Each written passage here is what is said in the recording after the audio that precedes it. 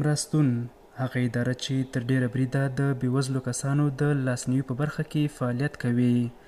دلته یو شمېر مسؤلین راټول شوي تر څو د نوموړې ادارې ورځ په ګډه ونمانځي. د دغې ناستې په لومړیو کې د مرستون آمریت مسؤلینو د یادې ادارې د ترسره کړو فعالیتونو په هکله معلومات ورکړل. په شمال ختیځ زون کې د مرستون آمریت مالي مدیر وایي چې تیر یو نیم کال یادې ادارې په شمال ختیځ زون کې 3480 بېوزله کورنۍ سروې کړي چې له ډلې څخه یې 1500 کورنۍ مستحقې پیژندل شوي دي.